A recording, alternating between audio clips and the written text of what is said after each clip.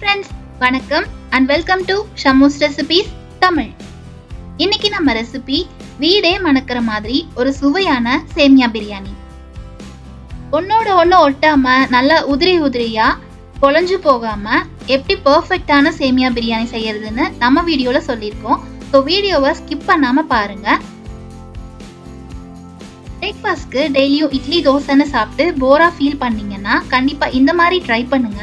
எல்லாத்துக்குமே ரொம்ப பிடிக்கும். நீங்க நம்ம சேனல் இன்னும் சப்ஸ்கிரைப் பண்ணலனா சப்ஸ்கிரைப் பண்ணிக்கோங்க.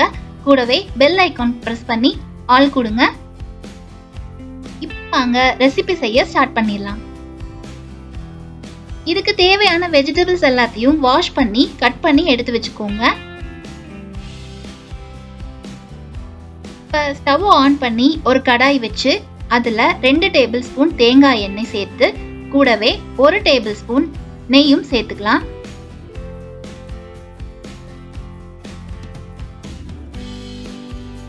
நெய் மெல்ட் ஆனதும் பொடியா நறுக்குன 2 பெரிய வெங்காயம் ஆட் பண்ணிக்கலாம்.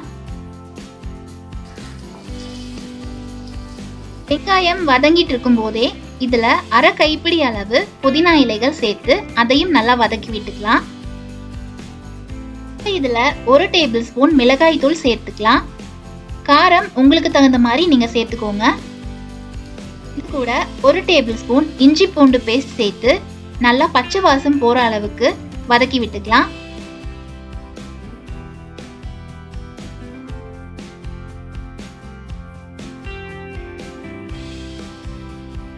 இப்போ கட் பண்ணி வச்சிருக்கிற ஒரு தக்காளியை இதுல சேர்த்துக்கலாம். இது கூட 1 டீஸ்பூன் உப்பு சேர்த்து நல்லா மிக்ஸ் பண்ணி விட்டுட்டு இதுல 3 டேபிள் ஸ்பூன் தயிர் ஆட் பண்ணி கலந்து விட்டுக்கலாம்.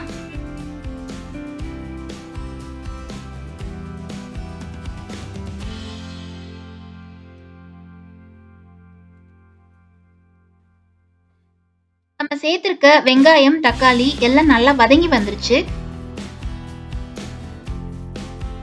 இந்த ஸ்டேஜ்ல நறுக்கி வச்சிருக்கிற 2 பச்சை மிளகாய் சேர்த்துட்டு சின்ன சின்ன பீசஸா கட் பண்ணி வச்சிருக்கிற கேரட் 1 கப் ஆட் பண்ணிக்கலாம். இந்த கேரட் 100 கிராம் அளவு இருக்கும். இது கூட ஃப்ரெஷ்ஷா இருக்கிற பச்சை பட்டாணி அரை கப் ஆட் பண்ணிக்கலாம். இந்த பச்சை பட்டாணி 50 கிராம் அளவு இருக்கும். இது கூட 1 கைப்பிடி அளவு கொத்தமல்லி இலைகள் சேர்த்து கலந்து விட்டுக்கலாம். இதுல உங்களுக்கு என்னென்ன வெஜிடபிள்ஸ் வேணுமோ நீங்க ஆட் பண்ணிக்கலாம். உருளைக்கிழங்கு, பீன்ஸ் இந்த மாதிரி உங்களுக்கு விருப்பப்பட்ட காய்கறிகளை நீங்க சேர்த்து செஞ்சுக்கலாம்.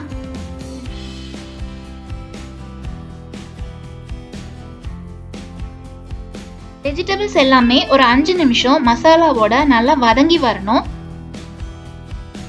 இப்போ இது கூட 1.25 கப் தண்ணி ஊத்திக்கலாம். 1 கப் சேமியா எடுத்தீங்கன்னா 1.25 கப் அளவு தண்ணி சேர்த்தா சரியா இருக்கும்.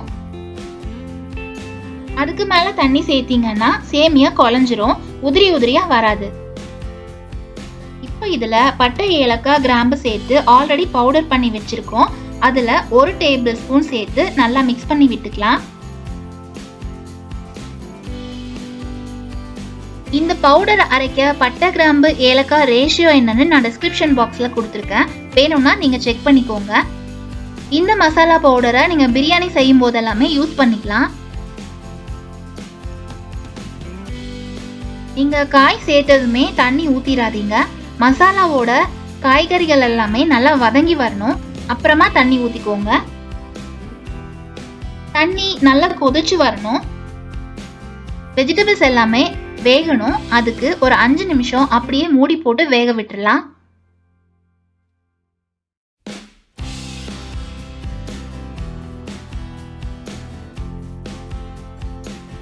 Five minutes ஆயிடுச்சு. இப்போ நம்ம ஆட் பண்ணியிருக்கிற காய்கறிகள் எல்லாமே நல்லா வெந்து வந்திருக்கு. தண்ணியும் இப்போ நல்லா கொதிச்சிட்டு இருக்கு. இது கூட 1 கப் நம்ம எடுத்து வச்சிருக்கிற சேமியாவை ஆட் பண்ணிக்கலாம். இது வறுத்த சேமியா தான். சப்போஸ் உங்ககிட்ட வறுக்காத சேமியா இருந்தா அதை 2 நிமிஷம் நல்லா வறுத்துட்டு அப்புறமா சேர்த்துக்கோங்க. இப்போ ஆட் பண்ணியிருக்கிற 1 கப் சேமியா கரெக்டா 200 கிராம்.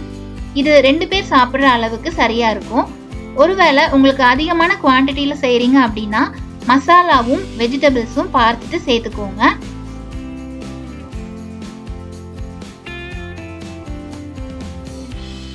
சேமியா சேர்த்ததும் ரொம்ப ஹார்ஷா மிக்ஸ் பண்ணி விட்டுறாதீங்க. சேமியா உடஞ்சிரும்.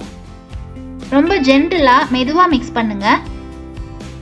இப்போ இதுல நெய்யில ஃப்ரை பண்ணி வச்சிருக்கிற 10 முந்திரி பருப்பை நான் சேர்த்துக்கிறேன். இது ஆப்ஷனல் தான், உங்ககிட்ட இருந்தா சேர்த்துக்கோங்க. சாப்பிடும்போது இடையில கொஞ்சம் கிரன்ச்சியா இருக்கும், டேஸ்டும் நல்லா இருக்கும். இதுக்கு பதிலா நீங்க வேர்க்கடலை இருந்தா கூட சேர்த்துக்கலாம். இப்ப பாருங்க, தண்ணி எல்லாம் வத்தி தம் வைக்கிற ஸ்டேஜ்க்கு வந்திருக்கு. இப்ப ஸ்டவ்வை சிம்ல வச்சிருங்க. இதுக்கு மேல ஃப்ளேம் அதிகமா இருந்தா அடி பிடிச்சிரும். இப்போ இதுல 1 டேபிள் ஸ்பூன் நெய் சேர்த்து நல்லா மிக்ஸ் பண்ணிட்டு மூடி வச்சிடலாம். 15 நிமிஷம் இப்படியே சிம்ல வச்சு வேக விட்டுருங்க. இடையில 2 டைம் ஓபன் பண்ணி கிளறி விட்டுக்கோங்க. தண்ணி அதிகமா சேர்த்துட்டீங்கன்னா உப்புமா மாதிரி ஆயிரும். நம்ம சேர்த்துருக்கிற 1க்கு 1.25 தண்ணி அளவு சேர்த்து இந்த மாதிரி சிம்ல வச்சு வேக விடணும். இந்த மாதிரி சிம்ல வச்சு வேக விடும்போது நல்லா ஒன்னோட ஒன்று ஒட்டாம உதிரியா வரும். இப்போ சேமியாவும் நல்லா வெந்து வந்திருக்கு. இந்த டைம்ல ஸ்டவ் ஆஃப் பண்ணிடலாம். நீங்களே பாருங்க, ஒன்னோட ஒன்று ஒட்டவே இல்லை, கொஞ்சம் கூட குழஞ்சு போகாம ரொம்ப அருமையா வெந்து வந்திருக்கு. அது மட்டும் இல்ல, இதோட ஸ்மெல் கேட்கவே வேணாம், ரொம்ப சூப்பர்பா இருக்கு. நீங்க இந்த ரெசிபியை நான்வெஜ்லயும் ட்ரை பண்ணலாம். எக்கு இல்லைன்னா சிக்கன் சேர்த்து நீங்க செஞ்சு பார்க்கலாம். அதோட டேஸ்ட்டும் ரொம்பவே நல்லா இருக்கும்.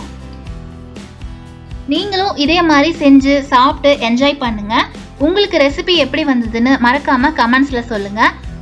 உங்களுக்கு இந்த வீடியோ பிடிச்சிருந்தா ஒரு லைக் கொடுங்க, சப்ஸ்கிரைப் பண்ணி சப்போர்ட் பண்ணுங்க. Thank you all.